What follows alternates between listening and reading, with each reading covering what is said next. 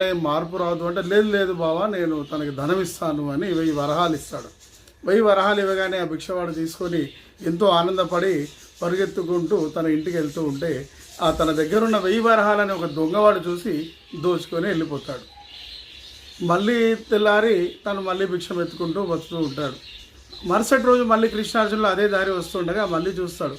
అరే ఏమిరా, నిన్ననే నీకు 1000 వరహాలు ఇచ్చాను కదా, నువ్వు ఎందుకు మళ్ళీ భిక్షం ఎత్తుతున్నావు అంటే, ఆ 1000 వరహాలు నా దగ్గర దొంగలు ఎత్తుకుపోయారు స్వామి, అందుకే నేను మళ్ళీ భిక్షం ఎత్తుకోవాల్సి వచ్చింది అంటే, సరే నీకు విలువైనటువంటి ఒక వజ్రాన్ని ఇస్తున్నాను, ఈ వజ్రంతో నువ్వు నీ జన్మని ధన్యం చేసుకోవచ్చు, నీ లైఫ్ని చేంజెస్ చేసుకోవచ్చు అని వజ్రాన్ని ఇస్తాడు. వెంటనే ఆ వజ్రాన్ని తీసుకొని ఆ వీధవాడు ఇంటికి వెళ్ళి దాన్ని ఒక కుండలో దాస్తాడు. కుండలో దాచి రాత్రి నిద్రపోయి రాత్రంతా కలలు కంటాడు. పొద్దున్నే లేచి ఇక నేను గొప్పవాడిని అయిపోయాను, ఈ డైమండ్ని అమ్మిన తర్వాత నేను కోటీశ్వరుని అవుతాను అనుకునే ఆలోచనలో ఉంటే నిద్రపోగానే పొద్దున్నే తన భార్య యథావిధిగా నీళ్ళకి వెళ్ళేటప్పుడు ఆ బిందె తీసుకెళ్ళి ఆ కుండ తీసుకెళ్ళి నదిలో ముంచుతుంది. ముంచగానే దానిలో ఉన్న అమూల్యమైనటువంటి వజ్రము నీళ్ళు కలిసిపోతుంది. ఒక చేప దాన్ని మింగేస్తుంది. ఇంటికి వచ్చిన తర్వాత, అరే ఈ కుండలో నేను వజ్రం పెట్టాను, ఏం చేసావంటే, నాకేం తెలుసు నాయన, నేను ఇంటికి నీళ్ళకి వెళ్ళాను, నీళ్ళలో కుండ ముంచాను, నీళ్ళు నింపుకొని వచ్చాను అంటుంది. నాకు అదృష్టంలో లేదు, గొప్పవాడిని అయ్యేది అనుకొని మళ్ళీ భిక్షం ఎత్తుకుంటూ కూర్చుంటాడు. అప్పుడు మళ్ళీ మరుసటి రోజు కృష్ణార్జునులు అక్కడికి వస్తారు. ఏం బాబా, వీనికి వజ్రం ఇచ్చినా వీడు మళ్ళీ భిక్షం ఎత్తుకుంటుండు అంటే, ఈసారి నువ్వుగా దానం నేను ఇస్తాను అంటాడు. కృష్ణుడు 2 వరహాలు ఇస్తాడు. ఆ 2 వరహాలు తీసుకొని ఆ భిక్షవాడు ఈ 2 వరాలతో నేను ఏం గొప్పవాడిని అవుతాను అనుకుంటూ ఆలోచిస్తూ ముందుకు వెళ్తూ ఉంటాడు. అంతలో ఒక చిన్న బాలుడు చేపలని పట్టుకొని వచ్చాడు.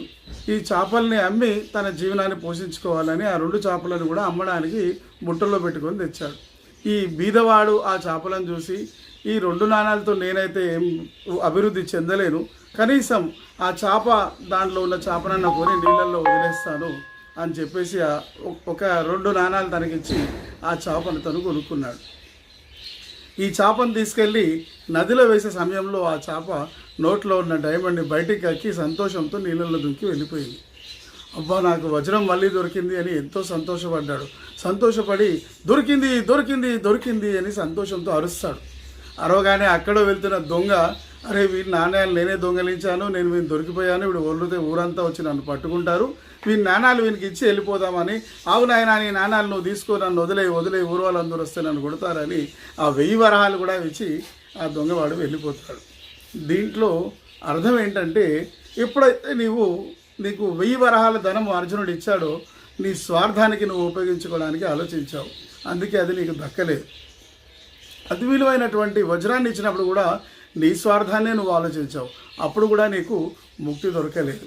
కానీ ఎప్పుడైతే నీ దగ్గర 2 వరహాలు ఉన్నాయో, ఆ 2 వరహాలతో ఎదుటి వారి మేలు కోరావు, అందువలన నీకు మేలు జరిగింది. భగవంతుడు అదే అంటాడనమాట, ఎప్పుడు కూడా నీవు నీ సొంత కోసం ఆలోచించకుండా నీ వాళ్ళ కోసం, మన వాళ్ళ కోసం అనుకుంటూ ఇతరుల కోసం బతుకుతే నీ జీవితంలో ఎంతో మార్పు వస్తుంది.